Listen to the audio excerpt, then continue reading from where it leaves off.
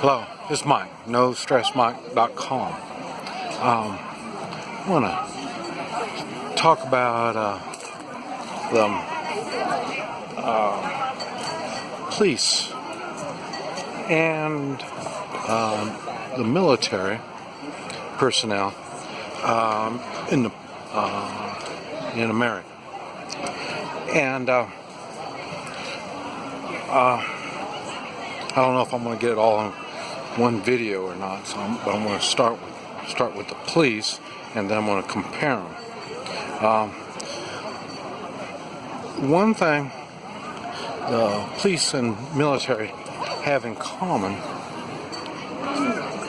is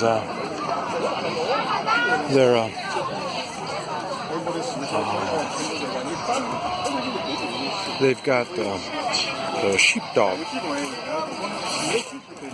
mentality. And in case you don't know what that means,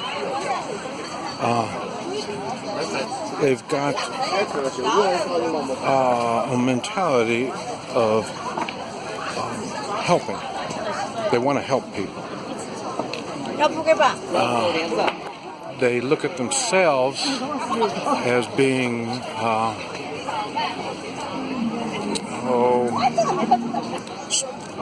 for lack of a better word, strong. Especially stronger than others, because the thing is, they use their whole goal is to protect the weak, or help people that need help. Now that could mean a lot of things, and that's why they are in many are in police work and military. So the thing is, they want to help. Now how? And what it is, they want to use their abilities. That's why a lot of times the sheepdog mentality, they try to take care of themselves, but that's not always. But like I say, they do, and they learn skills to be able to do the things that they want to do in the way of helping others. Because you just don't do it. You need to have the abilities. You got to have the knowledge. You have to have skills. You have to have all this stuff to make it work.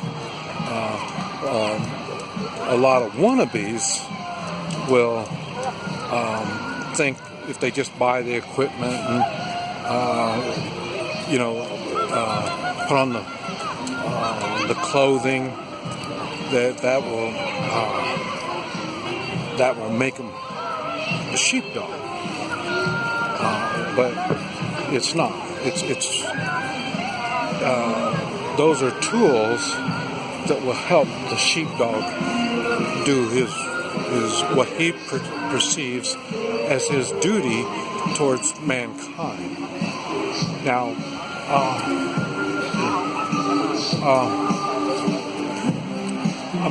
I had a comment, and I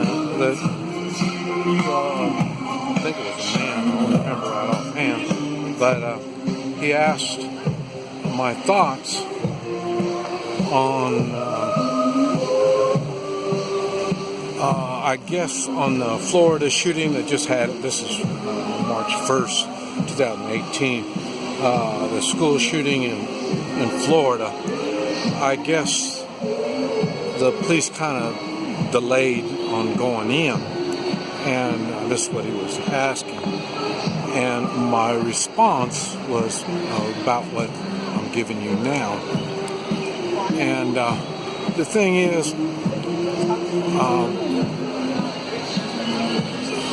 when you have the sheepdog mentality, it's that helpfulness that really motivates you. Now, like I say, many of the sheepdogs go into law enforcement, and I talked about I tried to go into law enforcement, but it was the hardest part for me was I have to draw the line between being helpful and doing what I was told, because I came out of the military. The idea is to do what you're told. Now, I was a combat veteran, and I was in the Marines. I had a clear understanding that even though my job was to kill people, I have a moral responsibility.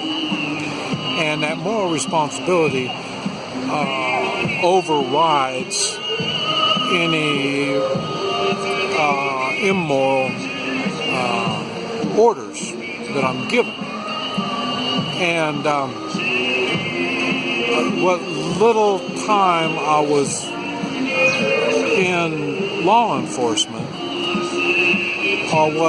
the thing that stood out was all of it was political.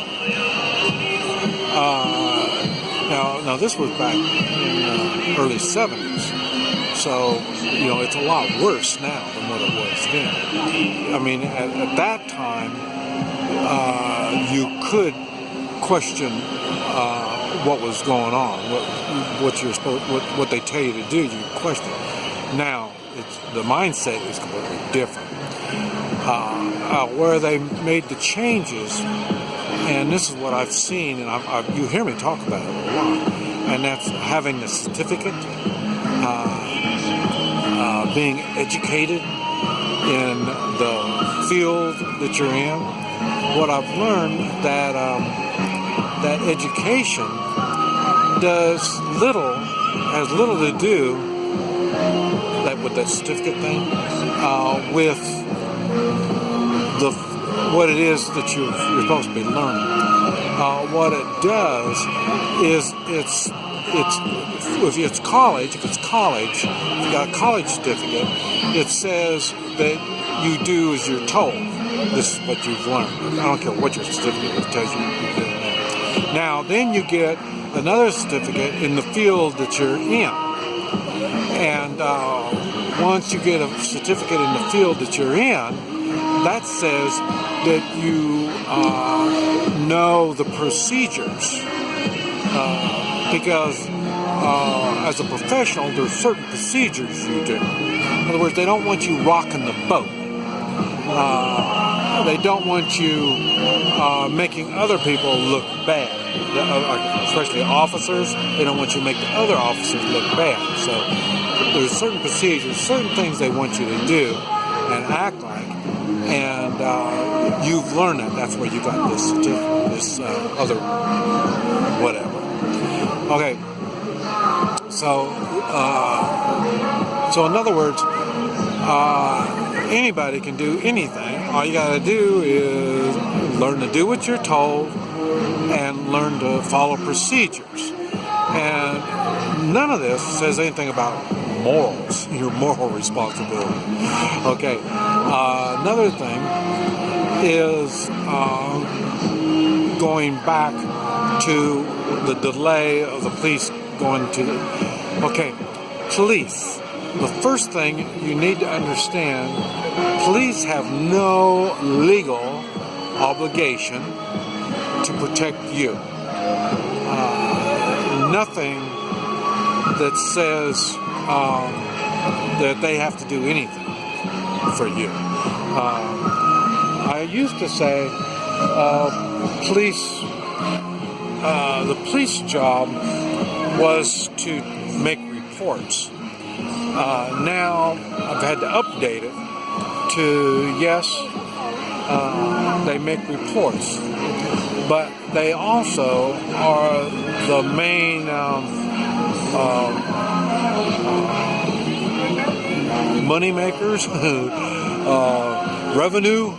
They're the revenue collectors for the government, whether local, state, or federal. Doesn't make any difference. They're the ones that collect the money, and they have to do it with the authority of the local, state, or federal. You notice they can't, when they're coming after you, you notice they say, I represent, and they either say it in words, and sometimes they do that, or sometimes it's just the uniform, or there'll be a bunch of them, or something. The intimidation factor is what they're using to remind you that they're the ones in charge. Okay. But remember, they are human, and as being human, they're in general. I'm talking about in general. I'll go into that a little bit more. I see I want to make another video, but in general, they are concerned about the first thing, their own personal safety. That's the first thing they're concerned about. The second thing that they're concerned about is their family, the physical of their family. They don't want their family to be hurt physically, and their financial. So, and that's where they won't buck the system. They won't question authority because they'll lose their job. They'll lose their retirement. They won't get up a pay grade and this type of stuff. That's what motivates police. I wish I could say it was